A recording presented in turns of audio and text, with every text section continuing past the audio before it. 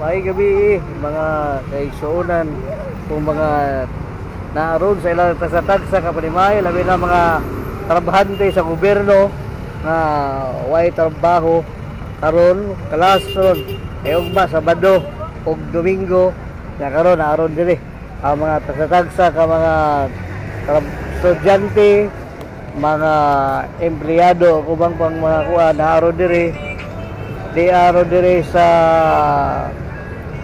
gawas nga bahin. Mao ni ang sitwasyon sa gawas sa Natalio Bacal sa Avenue.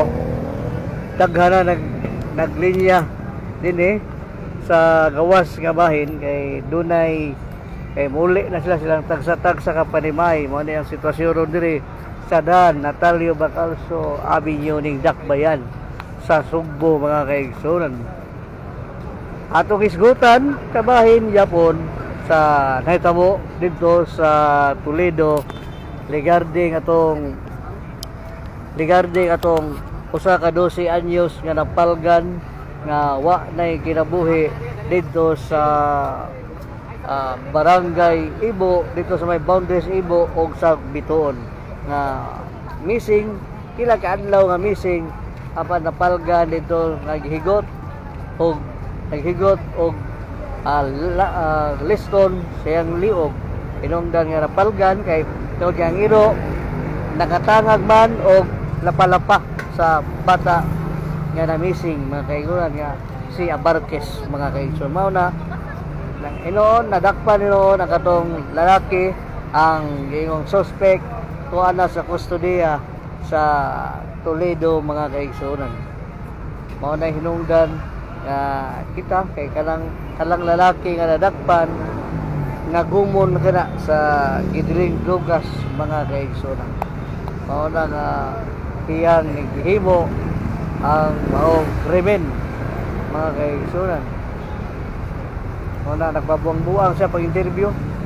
Nagpabuang-buang siya nga gi-interview mga kaigsuonan sa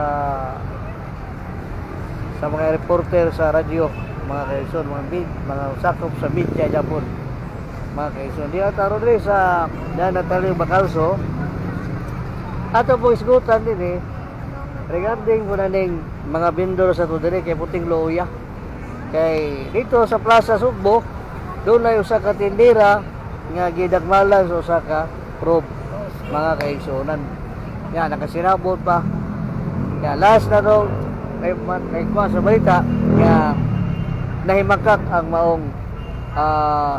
maong prob membro sa prob nga wa siya magdagmal sa maong tindera diha sa Plaza Sugbo mga kaigsoon. Daghan ang nahitabo kay kaduha nang hitabo pero kato nanindag tubig kana naninda o namaligya